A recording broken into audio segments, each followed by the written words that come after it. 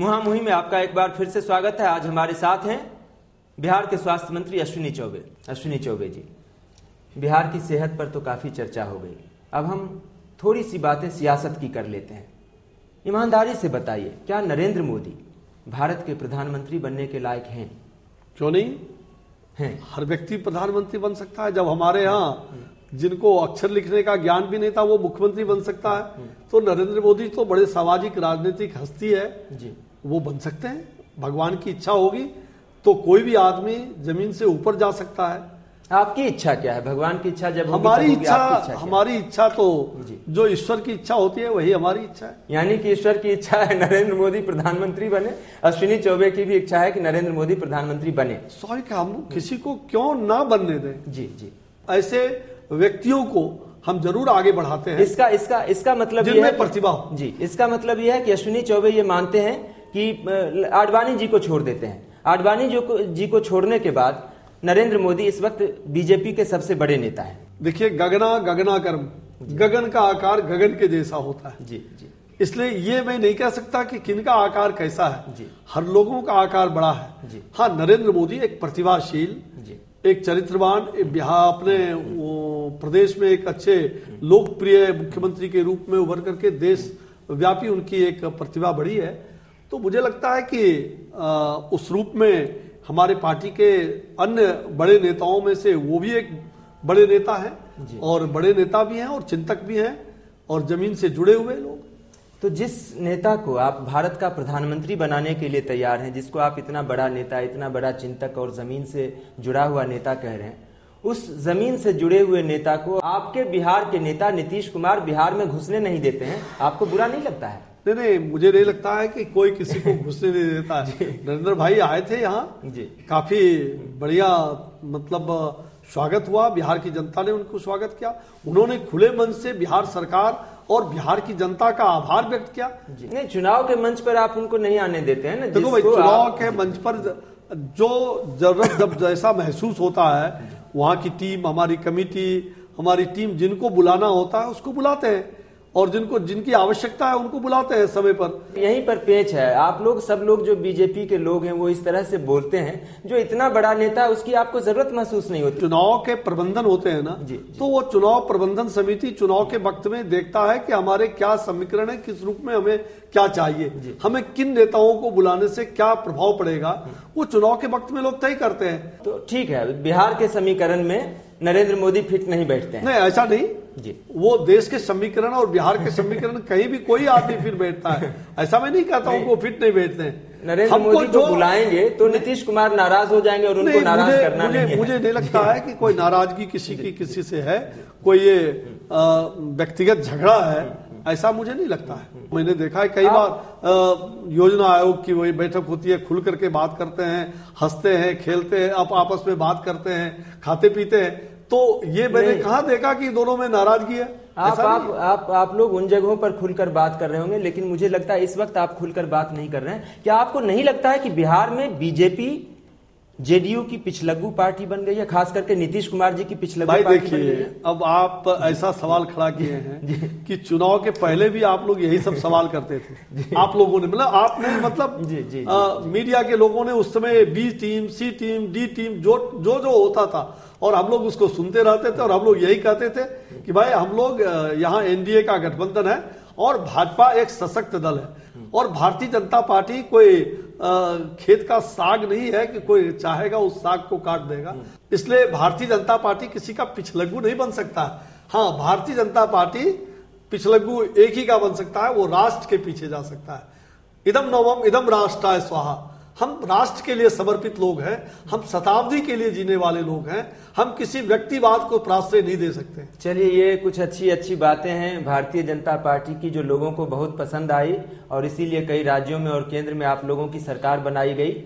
लेकिन बाबू सिंह कुशवाहा को आप लेकर चले आते हैं उत्तर प्रदेश में एक चुनाव जीतने के लिए या कुछ सीटें ज्यादा लाने के लिए, तो नहीं लगता है कि इन बातों में एक विरोधाभास जैसा दिखता है? व्यक्तिगत रूप से इस बात को मानता हूं कि राजनीति में कभी भी अपराधियों का, भ्रष्टाचारियों का, दुराचारियों का कोई स्थान न रहा है न रहेगा। राजनीति में स्थान नहीं रहा है, नहीं रहेगा, लेकिन बीजेपी में तो स्थान बन गया ना। ठीक है, उनके ऊपर आरोप लगे होंगे जी, आरोप लगे हैं, आरोप सिद्ध होना एक अलग बात हो सकता है। अब ये राष्ट्रीय नेतृत्व उस बात को देखते होंगे कि क्या उनको लेना या वहाँ की नेतृत्व उत्तर प्रदेश की, चलिए उनको लेना वहाँ जरूरी था। चलिए एक लंबी बहस हो जाएगी। बहुत सारे ऐसे केंद्र में बैठे हुए मंत्री हैं जिन पर कोई आरोप सिद्ध नहीं हुआ, फिर भी आप उनके इस्तीफे मांगते रहते हैं। व्यक्तिगत रूप से इसको मानता हूँ, नैतिकता को स्थान देना चाहिए और नैतिकता के आधार पर। चलिए आप परोक्ष रूप से ये मान रहे हैं कि बीजेपी ने गलती की उत्तर प्रदेश में। हम आगे बढ़ते हैं।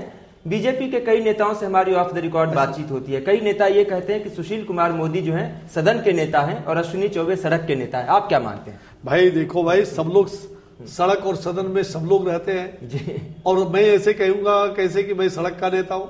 हाँ, मैं जनता के बीच रहता हूँ और सब लोग जनता के बीच भी रहते हैं, इसलिए हमारे लोगों में किसी में कोई अंतर नहीं है। हम लोग तो समाज के लिए है, राजनीति अपने सरकार के लिए है। जो दायित्व हमें मिला है कंधे पर, उस दायित्व का ईमानदारी से निर्वहन कर रहे हैं। मुझे लगता है कि इसलिए सड़क पर जाना भी पड़ेगा तो सड़क पर रहते हैं, सदन में रहना पड़ता है सदन में भी रहते हैं। सोचता हूं कि कुछ आपके मुंह से निकलवा लूं, लेकिन आप तो कुछ भी निकालने को तैयार नहीं है। बिल्कुल आप हर सवाल को सफाई से टाल जाते हैं। नहीं, आपने जो है चुनाव से पहले बीजेपी की कोर कमेटी से इस्तीफा दे दिया और आपने सुशील कुमार मोदी पर जो है मनमानी करने का आरोप लगाया। नहीं, मैं कोर कमेटी से कभी इस्तीफा नहीं दिया हूँ। सारे अखबारों में खबरें थी, सारे अखबार में इस्तीफा की कोई बात नहीं है। जी, जी। हाँ, जो कभी आपने टिकट बंटवारे में असहमति तो जताई थी ना? नहीं, स्वाभाविक है, हम लोग कोर कमेटी में रहते हैं, कोई जरूरी है कि सभी चीजों में सबका मन मिले ही। उससे पहले आपने जो है विधायकों का एक शक्ति परीक्षण भी करवा दिया था दिल्ली में। नहीं, मैंने कोई परीक्षण नहीं कराया था। जो विधायक होते हैं उनकी अपनी स्वेच्छा होती है और विधायकगण अपना जो उचित देखता है वो करता है, इसलिए कोई शक्ति परीक्षण नहीं है। ये जो भी है विधायकों की अपनी इच्छा होती है। चलिए, वो जो विधायकों की जो वोटिंग हुई थी उसमें आपको सुशील कुमार मोदी जी से ज्यादा वोट मिले थे क्या? ये मैंने वोट मांगा था और न वहाँ व्यक्ति को वोट मिला था, ऐसी कोई बात नहीं थी। विधायकों की ऐसी कोई बात उसमें क्या हुआ था? ऐसी कोई बात नहीं थी। वो था, क्षणिक था, लोगों के अंदर जो भी विधायकों में मन में रहा होगा क्षणिक प्रकट किया था। हम लोग फिर परिवार है, एक है, सारे हम लोग एक रहने का संकल्प लेते हैं, बराबर लेते हैं।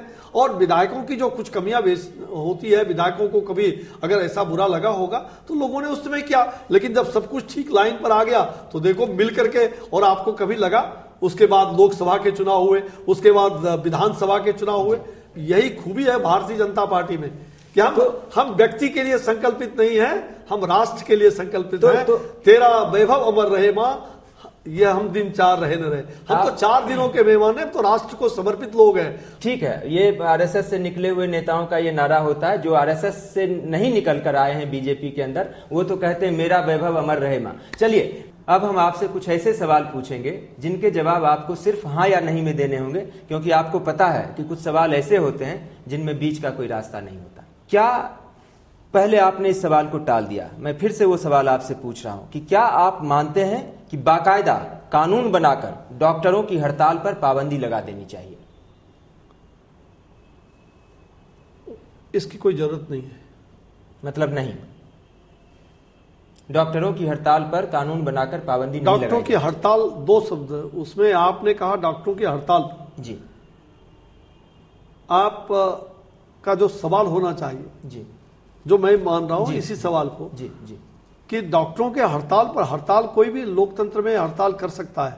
मैं सिर्फ डॉक्टरों की बात कर रहा हूं, क्योंकि वहां पर लोगों की जिंदगी जुड़ी हुई है। जिंदगी से जुड़ी हुई सवाल है। हाँ, आप रोगी के कीमत पर हम किसी भी हड़ताल को स्वीकार नहीं कर सकते। पाबंदी लगाने के आप खिलाफ हैं जी? हड़ताल पर, डॉक्टरों की हड़ताल पर पाबंदी लगाने के खिलाफ? हड़ताल में फिर कह रहा हूं कि हड़ताल मतलब जो रोगियों का अगर जान कहीं खतरा में है जी, और वहां कोई हड़ताल करता है तो उस पर पाबंदी लगनी चाहिए निश्चित। ठीक है। क्या राहुल गांधी प्रधानमंत्री बनने के लायक हैं? मुझे लगता है कि ये सवाल हाँ या नहीं? मुझे तो नहीं लगता है। नहीं, राहुल गांधी प्रधानमंत्री बनने के लायक नहीं है। ये तो स्पष्ट है कि क्या राहुल गांधी में वैसी कौन सी खासियत है, मुझे बताइए। उन्होंने देश के लिए कौन सी कुर्बानी दिया है? इसलिए कि वो राजीव गांधी के पुत्र हैं, सोनिया गांधी जी के बेटे हैं जी। अगर नीतीश कुमार 2014 के चुनाव में ऐसी कुछ परिस्थितियां बनी कि अगर नीतीश कुमार प्रधानमंत्री पद के लिए अपनी उम्मीदवारी पेश करेंगे तो क्या बीजेपी उनका समर्थन करेगी? भाई वो हर समय का राजनीति अलग अलग होता है जी। अब उस समय क्या राजनीति होगा इसका आकलन आज बैठ के हम लोग यहाँ नहीं कर सकते। लेकिन अगर नरेंद्र मोदी के नाम पर सहमति नहीं बनेगी तो नीतीश कुमार को आप लोग समर्थन कर सकते हैं। अब किस पर सहमति बनेगी किस पर ना बनेगी वो तो उस समय बताएगा। क्या बिहार के मोदी ने गुजरात के मोदी को बिहार से बाहर रखने के लिए नीतीश कुमार को अपनी सहमति दे रखी है? मुझे नहीं लगता। नहीं लगता। और अगर ऐसा होता तो मोदी गुजरात से कैसे बिहार में आते? वो आए, हाल में ही आए। क्या उप मुख्यमंत्री आप बनना चाहते हैं? नहीं, मुझे जो पद मिला है मैं उसकी जिम्मेवारी निभाता हूं, आगे भी जो मिलेगा मैं निभाऊंगा। सुशील कुमार मोदी जी से आपकी कोई तकरार नहीं है? कोई तकरार नहीं, व्यक्तिगत हमारा बहुत अच्छे मित्र हैं, इसलिए कहीं या इस वक्त सिर्फ युद्ध विराम है? नहीं, कोई विराम नहीं है और न कभी युद्ध हुआ था न कोई युद्ध विराम है। अभी बिहार की सरकार पर बहुत बड़ा इल्जाम लगा है, क्या लोभ और भय दिखाकर बिहार की सरकार मीडिया को प्रभावित करती है? देखिए कभी ऐसा नहीं है। तो जो काटजू जी कह रहे हैं वो गलत कह रहे हैं। देखिए काटजू जी ने अब किस कारण से कहा, किस संदर्भ में कहा, ये तो उन्होंने कमेटी बनाई है, फिर उसको निर्णय आएगा। लेकिन मुझे ऐसा आए दिन व्यवहार में ऐसा कहीं नहीं लगता है कि मीडिया को कभी हम लोगों ने डराया हो, धमकाया हो, या हमारी सरकार ने डराया हो, धमकाया हो। अगर ये तो आप स्वयं इसका निर्णय ले सकते हैं, आप स्वयं एक पत्रकार है। अगर आपको, मैं तो आप पर छोड़ता हूं। नहीं, सारे पत्रकारों के साथ क्या होता है ये मैं नहीं जानता, मैं एक पत्रकार मात्र हूं। काटजू जी ये कहते हैं कि आप उन अखबारों के विज्ञापन रोक देते हैं जो अखबार आपके पक्ष में नहीं लिखते। मुझे ऐसा नहीं लगता। नहीं लगता? ऐसा नहीं हुआ है और न लगता है। तो सारे अखबारों पर जो है सिर्फ पहले पन्ने पर आजकल जो नीतीश कुमार जी की बड़ी बड़ी फोटो क्यों दिखाई देती है? भाई स्वाभाविक है, ये तो आप छापते हैं, आप बता सकते हैं। अच्छे काम करने वाले को लोकतंत्र के आप मसीहा हैं। आपके समाचार पत्र, आपके प्रिंटिंग, आपके इलेक्ट्रॉनिक मीडिया, ये प्रिंट मीडिया, ये तो जो अच्छे काम करने वाले लोग हैं उनको अच्छा स्थान मिलना चाहिए। तो एक दौर में जब एक मुख्यमंत्री के नाते वो अच्छा काम कर रहे हैं तो आप उनको स्थान देते हैं। ठीक है, तो एक दौर में जब राजीव गांधी की तस्वीर खाली दूरदर्शन पे चला करती थी और आप लोग जो है दूरदर्शन को राजीव दर्शन कहते थे, तो आप लोग गलत करते थे, इसका मतलब?